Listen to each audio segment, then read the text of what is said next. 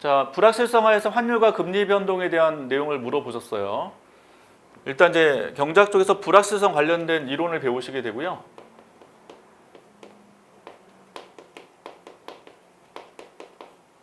자, 대표적으로 저희는 이제 소비를 배우죠. 소비에서 배웠던 이론 뭐였어요? 불확실성 하에서 소비가 일단 늘어요, 줄어요? 왜? 저축이 증가하니까. 그 이름 뭐였죠? 이론? 예비적 저축 가설이라고 책이 돼 있었거든요. 그래서 예비적 저축 가설. 그래서 이 이론에 따르면 불확실성이 커질수록 사람들은 예비적인 저축을, 그러니까 미래를 대비하기 위한 저축이 증가를 하게 되고, 저축 증가하기 때문에 소비는 줄어들 수밖에 없다는 거죠. 자, 그 다음에 투자 이론에서 불확실성 관련된 유명한 이론이 뭐였어요? 이론의 이름은 투자 옵션 모형을 배우셨어요. 투자 옵션 모형. 네, 그렇죠. 기회비용 설명. 투자 옵션 모형. 그래서 여기 투자는 뭐냐면 제가 설비 투자라고 말씀드렸죠.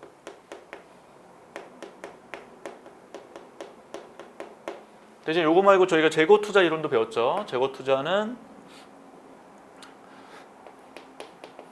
재고 투자 소진을 기피하는 모형이 있었습니다. 하여튼 투자 옵션 모형이 중요했고, 투자 옵션 모형에 따르면 설비 투자는 비가역성이라는 특징을 갖고 있다.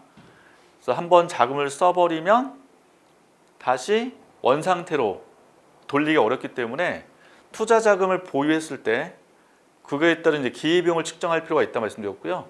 그래서 불확실성이 크면 클수록 설비 투자를 함에 따른 손해가 엄청 크기 때문에 투자 자금의 보유에 따른 또 쓰는 거에 따른 기회비용이 커지면서 설비 투자가 준다고 말씀드렸어요. 그래서 불확실성이 커질수록 투자 옵션 모형에 따르면 투자는 뭐한다? 감소한다. 이렇게 했죠. 그래서 일단 소비도 줄고 투자도 준다 라고 했고, 그래서 소비 투자 주기 때문에 IS-LN 곡선에서는 이제 IS 곡선이 좌측으로 이동한다고 설명을 드렸어요. 자, 그 다음에 이제 환율 물어봤는데 불확실성이 클수록, 우리나라에서 불확실성이 클수록 자본이 유출될 가능성이 크거든요. 투자 입장에서는 우리나라 투자를 기피를 할 가능성이 크기 때문에 자본이 유출될 가능성이 있고요. 그럼 자본 유출에 따라 환율이 상승하게 되죠. 자, 원래 환율 올라갈 때 가장 기본 효과 중에 하나가 수출제의 달러 표시 가격이 인하하게 되고, 그럼 수출이 증가하는 게 일반적이에요. 원래는. 근데 수출은 가격에만 영향받지 않고요. 다양한 요인에서 영향받아요. 다시 한국이 외국 수출할 때 그 해당 국가의 소득이 낮으면 한국 제품을 안 살 가능성이 크고, 그다음에 보통 우리가 제품 살 때 뭐가 또 필요하죠? 서비스. 사후 서비스 필요하죠. 그러면 외국제 같은 거 살 때 가끔 이제 중국 제품 사잖아요. 요즘 막 그 알리 뭐 테무 사람들이 막 지금 이용해서 사는데, 어제 뭐 기사 뜬 거 보니까 누가 100만 원 어치를 샀대요. 샀는데 실제 10원짜리 물건 하나 딱 왔다 하더라고. 근데 이제 환불도 안 되고 막 이게 교육도 막 엉망이니까. 그래서 그런 이제 그래서 말이 많은 거죠 지금.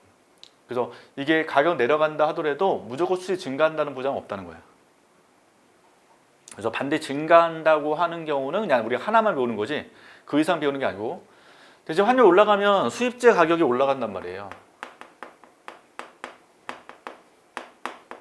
그럼 수입제 가격이 올라가니까 국내 물가 상승으로 연결이 될 가능성이 있는 거죠. 그래서 수입 물가 상승이 발생한다. 그러면 우리나라 입장에서 물가 올라가면 제품 가격은 비싸죠, 또 싸져요? 비싸지거든요. 그래서 제품 가격이 또 상승할 가능성이 있어요. 이게 왜냐 원자재 같은 거 수입해서 가공해서 물건을 또 팔 거 아니에요. 그래서 환율 올라갈 때 반드시 가격이 내려간다고는 말할 수 없다. 오히려 외국재를 수입을 해서 가공을 하게 되면 제품 가격이 다시금 올라갈 수도 있기 때문에 이런 부분들을 꼼꼼히 다 따져보셔야 된다는 거죠. 자, 그 다음에 이제 금리 물어보셨어요. 불확실성이 증가하면 일반적으로 안전자산을 선호합니다. 안전자산의 종류는 이제 경제 이론에서 뭐예요? 대표가. 미국 국채 같은 경우는 이제 시사적 내용이고 우리가 배우는 이론에서는 가장 기본은 화폐죠. 그래서 화폐 수요가 증가를 하죠. 경제 이론에서. 그래서 화폐 수요가 증가하게 되면 여기 이제 LN 곡선의 이동을 요구합니다. 그래서 LN 곡선의 좌측 이동을 요구한다고. 요건 이제 이론에 대한 내용이고, 물어보신 거는 이제 미국 국채 물어봤는데 실제로 안전자산의 종류가 되게 많아요. 미국 국채가 될 수도 있고요. 투자자 입장에서 또 뭐 많이 사요? 안전자산 대표하면 항상 기사 나오는 게 채권 말고 금도 있잖아요, 그렇죠? 네, 그래서 기사 보시면 되게 많아요, 종류들이 안전자산 종류. 근데 미국 국채가 이제 대표적이니까 미국이 망할 일은 거의 없잖아요. 따라서 미국 국채에 대한 수요가 증가한다고요. 수요 증가.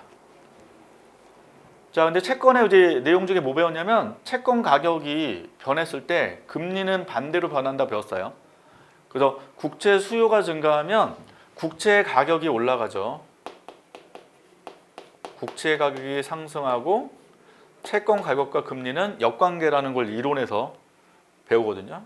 그래서 채권 가격 상승하면 금리는 뭐 한다?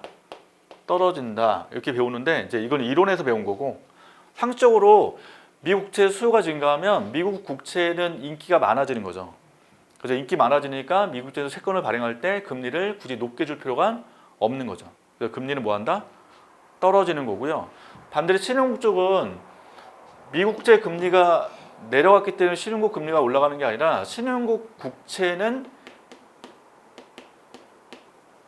인기가 떨어진다고요. 그래서 신흥국 국채 수요는 준다고요. 그러니까 물건 살 때 미국 국채를 사면 다른 거는 못 사잖아요. 이쪽에 사니까. 그래서 신흥국 국채는 수요가 줄 수밖에 없고, 그럼 인기가 떨어져요. 그럼 인기 떨어지면 신흥국 입장에서는 어떻게 돼요? 더 높은 금리를 줘야지 팔릴 거 아니에요. 그래서 신흥국 쪽은 금리가 올라갈 수밖에 없다는 거죠. 상승 이렇게. 그래서 이건 이제 시사적 내용을 좀 설명드린 거고, 그래서 경제 이론에 따르면 LN 곡선 자체 이동하고 IS 곡선도 왼쪽으로 이동하더라 이런 거죠.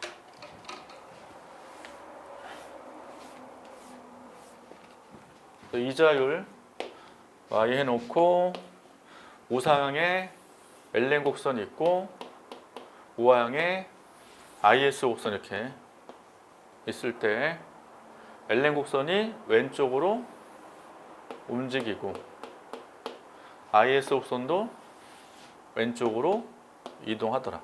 불확실성이 존재하면서 균형점이 A에서 B로 가기 때문에 금리 변화 알 수 없어요. 이게 이동폭에 따라 달라지기 때문에. 그래서 금리 변화 알 수 없으나 국민소득은 반드시 뭐한다? 줄어든다는 거죠. 그래서 불확실성의 종류는 되게 많을 거예요. 특히 우리나라 같은 경우는 가장 큰 불확실성이 뭐냐면 지정학적 리스크라고 항상 기사 나올 때. 그래서 북한과 관계가 언급이 꼭 되죠. 그래서 북한의 뭐 도발 행위 이런 거. 그래서 지정학적 리스크가 발생하면 우리나라의 불확실성이 예전보다 커지겠죠. 그럼 이제 IS 곡선도 왼쪽으로 이동하고 LM도 왼쪽으로 이동하기 때문에 우리나라의 국민소득은 줄어들 위험이 있다라고 설명할 수 있다.